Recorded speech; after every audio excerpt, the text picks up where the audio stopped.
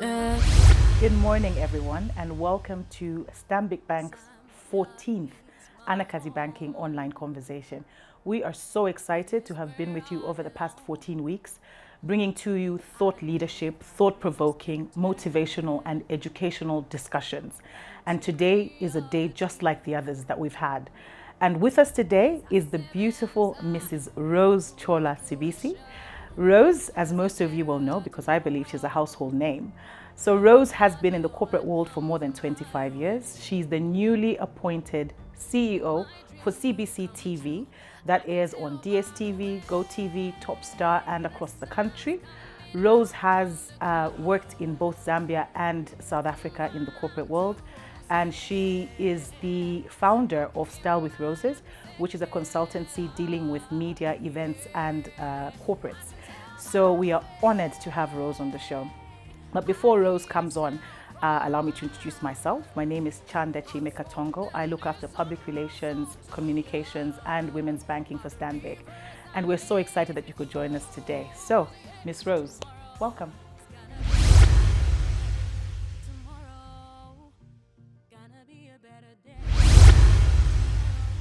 Welcome, Rose. Thank you very much. Thanks for having me. Thank you so much for coming on the show, and congratulations on your new appointment. Thank you very much.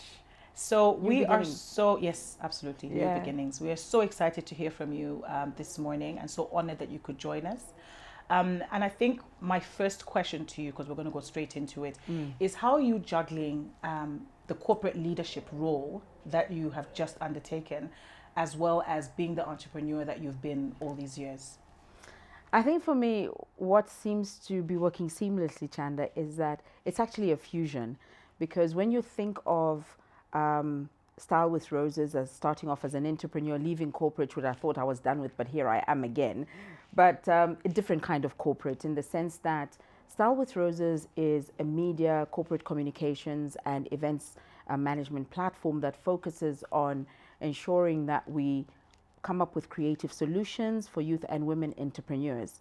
And when you look at CBC TV's ethos is around life transformation. So for me, the values actually fuse together, and therefore making that decision was actually a no-brainer, because if you look at where I saw StyleWithRoseS evolving in the next 3 to 5 years, it was always at a point where it's going to be culminating into a full-on media production platform that would encompass all these 3 areas that StyleWithRoseS was already dealing with. So StyleWithRoseS is all grown up, is what I can say. So I feel like the transition is just a journey of continuation. It's evolving into the changes and expansion, and this is good. So what that does is it allows the experience from the corporate space to now bring it into the entrepreneurial space. Because what's important as an entrepreneur, Chanda, is that we still need the same structures, the discipline, the organization, and the foresight. You have to have a vision as an entrepreneur. What does that vision look like? What are your milestones? How long is it going to take for you to get there? So CBC TV comes at a point where I saw in a few years' time, this is where I'm going to be. So it's really a welcome move and a great way to get back into the corporate space per se, I'll bet with an entrepreneur mindset, because as you said, there has to be now that the driving leadership and ensuring that this business model actually works. So I'm quite excited about the challenge that's coming on, and I'm looking at it as an opportunity to then look at how we can have this platform engage other stakeholders and also tell the true story of what it means to be an entrepreneur. So that's my first thought process when it comes to the two of them merging. Absolutely, and the appointment is so well deserved. Thank you. And from what you've said, I gather that you have the knowledge, and having knowledge to move on to your next is what is so important. With Stanbic Bank Anakazi, we focus on 3 pillars: access to finance, access to convenient banking, of course, because we're in a financial institution, but then also access to knowledge, because we believe that for you to grow your business, you can have all the financing in the world, you can have all the products in the world, but if you have no idea how to move your business to the next level, then you won't grow your business. So for us, knowledge is key. And with you, Rose, you've been our client for a very long time. Yes. And you have gone through the Anakazi Banking Business Owner Training sessions. So you started as a trainee. And then you became a trainer. And now you've been dealing with our sessions and training female business owners. Yeah. So just tell us about your journey in terms of moving on from clients to trainee to trainer, and how the actual curriculum of the training actually has impacted your business. Okay. So now I'm going to correct you, Chanda, because now I wasn't your client. You were actually my client. That's the first thing that Anakazi did for me, if you Awesome. remember. Yeah, Yes, because yes. we met at a time where Anakazi was actually just launching. Yes. I was a co-host for the first official launch when we came out with Anakazi. And I would say Anakazi had me at her low, because it was like, again, I talk about the value system. You're talking about access to knowledge, access to finance and convenient banking. So it was perfect timing, because that was the time that I'd actually just recently returned home from South Africa. And that was one of the first engagements that I had. And just hosting that launch that night and just getting to know in preparing for it, and even just how we actually unfolded what Anakazi stood for and the power that it reached, the different dimensions of women in engineering, women in insurance, women in all sorts of spheres of life. It spoke to me directly, because I was like, oh, this could be easy. Because, as women, we're very set when we decide this is what I want to do. We're very protective of the comfort zone. So then when you stretch yourself, you're like, okay, I know what it's like. I'm coming from a corporate space, and now I've started my own business. But my own business is like, how we always talk about, my small business, I've got a small hustle, I've got a side hustle. We tend to minimize it. But then with the Anakazi journey, straight after that, then the knowledge capacity building started. That's when we started having the workshops. I was actually, like you said, the trainee. We joined the first session that Anakazi did with Babson College. And for me, that's just the first step. That's what you need to do as an entrepreneur. Is you need to expose yourself to opportunities that are offered to you, especially where the knowledge is readily available. And I think Anakazi has done that brilliantly. So being in that session, I went in with the mindset of, I've got my small business on the side. It was just focusing on producing a talk show. But the challenging and practical aspects of the training itself was that, expand your mind. But why not? Why can't you think that big? And I promise you, in that session, I just decided this is really going to go big. I am now big picture thinking and all of that. And also through the training, I think it also sparked off one of my passions and my desire to always pass on knowledge. And therefore, I sat there and sorry for the previous trainers that came from the US, but I had already decided. You see, the power of manifestation is it. I want to train women. I want to pass on what I know. So I just put my hand up when that opportunity came, like, why don't we do the training ourselves? And when you speak out and you're like, listen, I would really like to do this. I'd like to get involved with it. And that's how, in conversations with the bank at the time that was forming, when the time came for Anakazi to then say, we want to identify a local trainer and all of that, I looked at my experience, the things that I'd done. I'm a qualified train the trainer. I had done several training workshops in South Africa for the organizations that I worked for. So it was a good fit. And the process wasn't like super easy. That's the other thing, is what I like is you have to go through the steps, the application process, the due diligence, the vetoing, and the alignment. Are you suited to be able to carry such an important program for us? And I was privileged that I did meet the criteria, and then I was appointed as a trainer. And the journey, Chanda, I mean, we've gone across the country. Like in 2018, we started. 2019, we'd been to the Copper Belt. We did 2 sessions in Lusaka. We went to Livingstone, Southern Province, and every aspect of the different identities in the province, the hunger for the women to learn more and to just be challenged that this is what you can do, this is what you can achieve. Because sometimes, women, we kind of shy away from expressing ourselves, but what is so fulfilling is you've been in an Anakazi training session and you're speaking to women and you unlock somebody who doesn't want to express themselves or doesn't even know how to define their business as an entrepreneur. Suddenly, by day 2 or day 3, she's like top of the class. She's the one talking about, this is what I want to do. I'm now moving, from just the chickens. I feel there's an opportunity for goats and other livestock that I can get into. I really want to put my finances in order. And that's exhilarating, Chanda. And I mean, when you talk about even the information, the journey for me has helped me with where I am right now.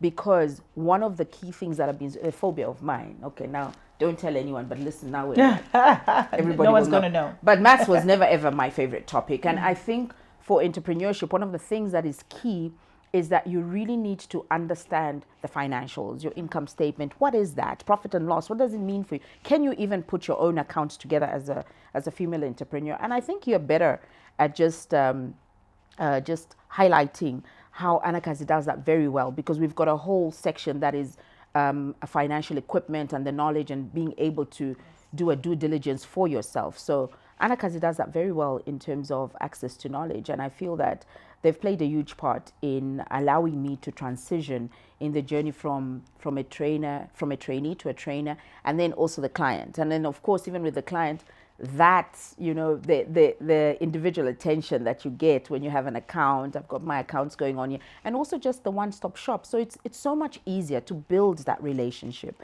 And you know, Anakazi, you wake me up in the middle of the night and you ask me what Anakazi is about, you then you know, and I've got like clockwork access to knowledge, access to finance, but because I have felt the tangible benefits. So that's what I would say about my journey, is just that fulfillment that you get from fulfilling purpose. And I feel that Anakazi has done that very well in reaching women from different spheres. So maybe then I should throw that back to you, Chanda, in terms of Anakazi, the deliberate strategy that you have in identifying those entrepreneurs. What is it that has really inspired Anakazi to now be growing stronger even in its third year? What would you say? So I think for us with Anakazi Banking, so like I said earlier, you know, and you've mentioned this as well. So we look at access to finance, access to convenient banking, and all that because we're a financial institution. Okay. But what we were looking for was what is going to help us stand apart. What is going to help us to make the women look at Stanbic and say, that's a bank of choice for women. Yeah. And that's why Anakazi Banking was birthed. And that's why we've seen our numbers grow year on year with women coming to join us as a bank. Nice. And with the training program, it got so much attention and attracted so many women because of the quality and the content of the curriculum that we were offering. You've talked about the basics of it all. So it's understanding how to write a business case, understanding how to approach your financer, understanding how to read your financials. So it's pretty basic, and we were able to cater for women in totally different sectors across the Zambian economy. And that's, I think, what has really, really helped us. The training was initially in partnership with Goldman Sachs, as well as FMO, which is a Dutch bank, and Babson College, which is a college in Massachusetts in the US. And initially we had the trainers coming in and speaking to the women and training the women. Then we said, you know what, why don't you train us? Yeah. And that's when you came in, and we got some members of staff of ours trained, and you got trained as well by our members of staff, and you came on board, and it's been absolutely fantastic. So this now moves me to my next question, Rose. I think in our history as Zambia, we are seeing so many women rise to corporate leadership levels, rise to decision-making levels, whether it's in public sector or private sector. And women are doing fantastic things right now. And I would want to believe that most of this is mainly because of mentorship. Yes. Because there's women that we look up to. So you know that you can actually mentor somebody even without knowing that you're mentoring them, because there's somebody who's just looking up to you and learning from you. But mentorship for me has been very key. So what can you say about mentorship in your journey? Mentorship, like you said, is a given. It comes naturally. And I have a lot of giggles now and then, because like you said, people will just come and say, oh, I admire you, you're my mentor, and you wonder what that definition is. So mentorship is taking someone along through the experiences that you yourself have gone through, but also impart that knowledge. And I see that's where it sits nicely even with your Anakazi. And for me, again, the fit comes nicely with StyleWithRoseS was born on that DNA, where I have the 3 different generations, where you talk about the budding entrepreneur. There is a young generation that is coming out, Chanda, that we all know they are just budding to just like become anything that they want to be. It's a creative space. Yes. And right now is their time. It's their opportunity. But much as they are risk takers, they're bold, they want to get out there, they've got their own identity, they don't conform to how we were mentored, because we were mentored from home through family, relatives, aunties, grandmothers, without even realizing. But also in the corporate space, we were mentored by the people that we reported to, and that still happens. I think that when you structure mentorship, it works better, and it's so important because you've got to have several support systems that are helping you, and that's where mentorship comes in. And that's why when you look at the models that have been created even through the Anakazi platform, you were able to cleverly build these different pillars because you understood that there's different ways of watering a person to become the fullness of what they were intended to be. I myself have had people that are like accountability partners, people that have gleaned off and asked how they've done it. Even now that I've come into this space, I'm reaching out to women who have been CEOs, women who are sitting on boards, women that have turned around organizations and understand a rebrand strategy. What that does for you is it gives you that affirmation and direction. Like we're saying, vision is very important. Goal setting is very important. What we tend to do is, I think that with the current generation, not taking away anything from anyone, and even just as a human being, sometimes patience is a virtue that not a lot of people exercise. People get really impatient. You feel like it's like the law of seed time and harvest time. If you plant a seed now, don't expect that immediately it's going to sprout and you start seeing the results. You've got to do the journey and you've got to do the steps, and that's what mentorship does for you. It's those steps that you're taking and the milestones. Where have you started from? What is your next stage? What are the goals that you aim to achieve? And that only comes with you partnering with someone or something, reading, getting onto platforms that are offering webinar in these times, how are you expanding your knowledge? It's not enough that Chanda and I are sitting and talking about it. You and I could be mentoring each other. You are coming from a space of the experience that you've had in the corporate space. I would come from an experience of entrepreneurship as well as corporate, and that's where mentorship merges. So for me, mentorship is 90% getting you to the place where you need to be, but you've got to be responsible in ensuring that that relationship is managed in a way that it brings results and you are accountable and responsible for the results that come. So mentorship for me, you're already exercising it through the Anakazi platform, Chanda. I mean, women's banking and coming up with specific solutions that are aligned to women. That is mentorship in itself, because what you did was you studied the profile of the women and then you decided that what is it that actually works. I mean, what were you thinking already? What is it that inspired you to come up with the different pillars in Anakazi? So, like I said, when it comes to the mentorship piece, I think for us it's all about access to knowledge. And you've rightfully put it to say that, you can get a lot of knowledge out of the mentorship sessions that you have. Yeah. And for us, we've been mentoring small businesses for years as an organization, even before Anakazi was birthed. Really? And we actually continue doing that with our clients. Okay. We have training sessions for our clients. We have mentorship sessions for our personal account holders, our business account holders, with our relationship managers. So whenever you get a meeting with your relationship manager, you're actually going through some sort of session with them. So yeah, so we continue doing that. Rose, I just wanted to ask you this. So we can't avoid the fact that we're living in a time of COVID. Yeah. Life as we know it has totally changed, and businesses have been affected in almost every sector. Yeah. Businesses have been affected. And as a bank, we've really come up with a lot of initiatives on how we can help our clients go through this time. Whether, we're having discussions with our clients on working capital, we're having discussions with our clients on extensions, on overdrafts. We're having discussions with our clients on providing them with moratoriums, which is basically a payment holiday on your loan. And we keep coming up with these initiatives. Of course, we're really working hard and beefing our digital side as well, because we're trying to get our clients to social distance, and you don't really need to walk into a brick and mortar branch. Yeah. We're able to give you our digital capabilities right from the comfort of your home, or right in your office if you're working from the office. But I wanted to ask you, what advice would you give a business going through this pandemic right now, especially a business that is really suffering? Yeah. Well, I'd like to sort of give my own example as well. First of all, the immediate response to that is the opportunities are still there. you are going to wallow, you're going to panic, you're going to stress, because this was unexpected. None of us even expected it.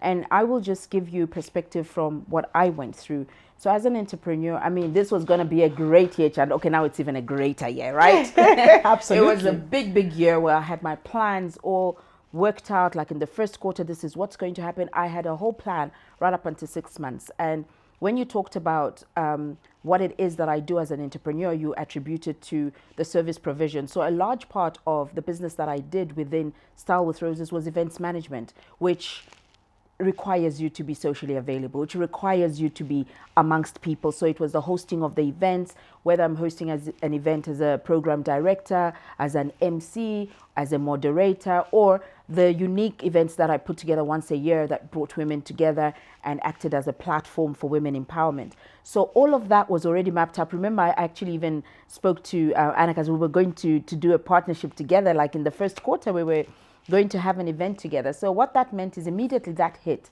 you can imagine I already had orders in place. I already had invoices ready for me. I had POs. I was set for 6 months. Like really all I needed to do was just get out there and implement.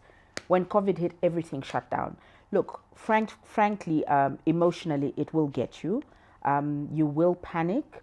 You will break down. You will feel like all these walls are closing you in, and what do you do next? But the opportunity is there. What you need to now do is, with what I'm doing and with what I've got, how then can I innovate and transform this and still communicate without physically being possible? And that was a big challenge as well. And I'm glad that you talk about how, as a financial institution, you looked at ways of your client. Now we can go back to me being your client, because now in my client Come for the shoes, benefits. exactly, in my client shoes, one of the decisions that I took, which was a big decision, was I took up an offer for a Temanga loan for my business, because then it was going to help me reinvest and push in some of the activities and the consolidation of the events that I had lined up. That facility was granted to me, I think sometime in, February. And then it was supposed to start working, being paid back from about March. COVID hits. So quickly, luckily then I quickly now wrote, oh my God, with the bank. Now when you're talking about access, the nice thing about having the relationship is I've got a relationship manager. I'm easily able to walk into either the branch, but I like to work off the phone and online. So quick email, listen, this is what's happening. And you know, it's so amazing. This is a true story. It's kind of like the enterprise manager from Stanbic Bank. We said, let's sit and talk. How do we do that? And that's where I got then the benefit of the moratorium that you're talking about, where, okay, this is it. But I had to show the proof. I had to show, here, this was my plan for 6 months to 12 years. This is what I was going to do. And here's the proof of the expected revenue that I was going to get. And now it's not coming, and I just need to regroup and find my way back. But definitely, this is where my revenue comes from. So it's going to be a challenge for me to be able then to start servicing my loan when I don't have alternative form of income. So I got the moratorium for the 3 months. It's like, okay, fine, we'll now extend your payment period and see what comes up in then. And in those 3 months, Chanda, I kid you not, there was constant conversations. Rose, where are you now? What do we need to do? How do we make the adjustment? And also the detailed explanation of what the impact would be. You're going to get the payment holiday, but as we extend your loan, there is still the factor of how the bank is going to mitigate the interest. Okay, now that's your story. You must say how that works. Let me just speak about my experience in terms of how that was of benefit to me as an entrepreneur. It helped me breathe. It also helped me pass on the same term to my stakeholders, because remember, I've still got overheads. I've got a full-on office that needs to be services. There's rentals, there's services, there's utilities. All of those things then were not working. But I then had to then challenge myself, and over time, and thankfully, again, we've done some work in the last few months, and Anakazi came on board again, where I pitched some proposals and ideas of how we could work online, and I was given that opportunity. So I think through the pandemic, what I'm saying to everyone out there is hope. It is a time to stretch yourself. It is a time to find different ways of doing things, and it's a good thing because it's going to take you out of the box. And now more than ever, we know. First, we had targeted. We had said maybe by July it will have lifted, but now we are in the thick of it, Chanda. So what's going to happen? So we can't just wait and say, okay, I'm not going to do anything. We are staying home. We're staying safe. But have you noticed how now we're sitting on these Zoom meetings and you're drained the whole day? It's like longer meetings than when we were face to face. But life goes on. Life has gone on, and for me, that testament of knowing that when you're dynamic and you're willing to open up your mind to different opportunities, the preparation that you do will make that opportunity. And that's why I'm sitting here as CEO of CBC TV. Absolutely. It's because That's I took that chance. Yeah. That's fantastic. And, So, even as we're living in a time of COVID, I strongly believe that every crisis has an opportunity. You just need to find it. Yes. And you've proven that you found Yeah. that opportunity in this crisis. And, as for us as Stanbic Bank, really, all these benefits that I've said we're offering through this time as we're all living through this pandemic, all of these are on a case-by-case Yes. basis. So you've rightfully put it. So you've explained what your situation was and the challenges that you faced, and you were able to come to the bank. So, I'm literally urging our clients, if you need to have a solution, we have that solution for you. Just come up to us and let's talk and let's discuss on a case by case. If it's a moratorium that you need, we'll be able to discuss that with you. If it's a solution for working capital, we can do that for you. If it's an extension to an overdraft, we can do that for you. So Rose, unfortunately, we're going towards the end of really? the show It's like already. Listen, But I'm just getting started. I know, but I had one more question. Okay. So, what advice would you give a budding entrepreneur right now? I'm using budding literally because you're here with Style with Roses. Yes. That's your word. But what advice could you give a budding entrepreneur right now who's about to launch a business or who's thinking about getting into the entrepreneurial space? It can be. You see what I did there? I saw it that. Can be. Like, it really, really can be, Chanda. And I mean, the cliche of it is that a budding entrepreneur is really ready for such a time as this, because the digital space is ready to receive you. You need to come up with opportunities that speak to your strength. Do the time. Take your time to understand what it is that you're trying to do.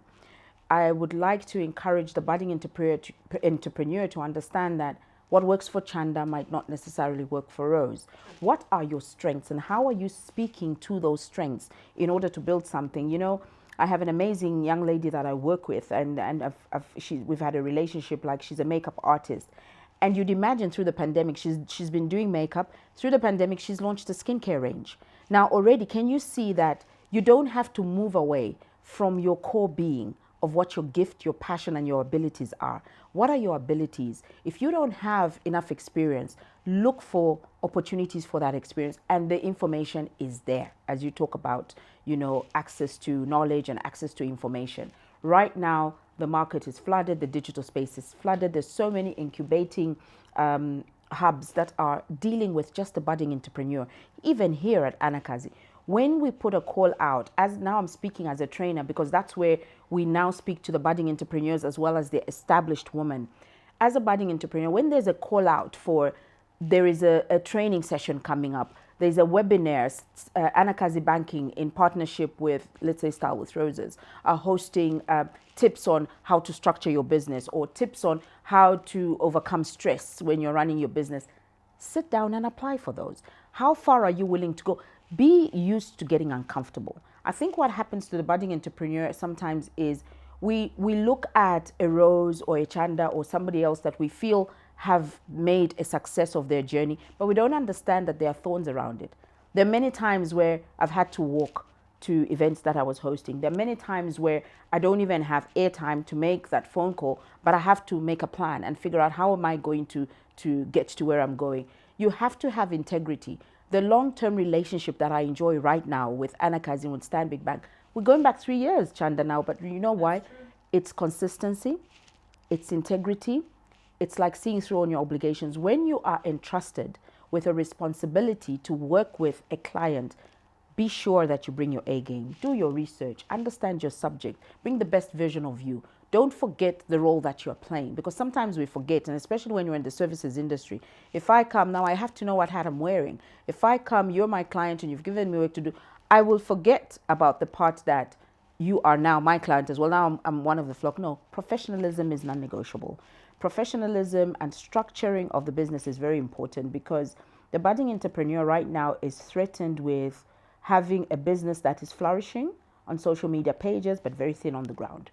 How are you then going to give them opportunities? And you're going to help me with that, because I'm saying, here is a budding entrepreneur that has got hundreds and thousands of followers on social media. Everything looks crochet. The graphics are great. The punchlines are great, and thousands are liking the post.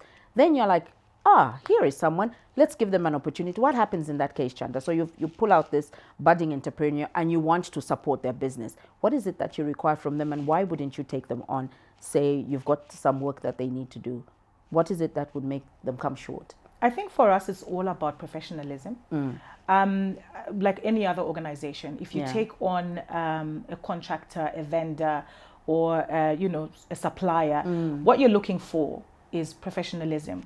Consistency is key. Yes. Hard work is key.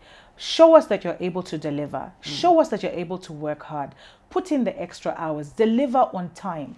So you tell an organization that you're going to deliver at 10 a.m. on Friday morning. Deliver at 8. There you go. Deliver on time. Yeah. So hard work is key. Consistency is key. Integrity is key. That's true. We are an organization like any other. So ethics, we're very big on ethics. They're very important to us. And we expect all the vendors that we work with, all the contractors we work with, to bring that to the table as well. Rose, it's been absolutely fantastic. We need to do this again. You know, you and I can go on.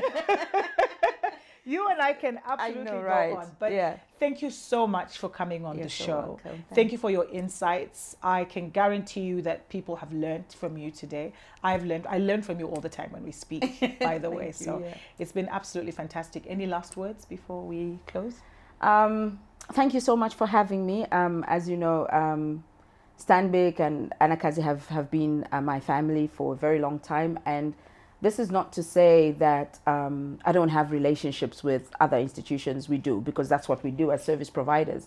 But for me, what is important is when you build relationships like this, it is also the strengthening of those opportunities. And that's why I took the cliche, and that's why I understand that it can be. I'd like people to start thinking bigger.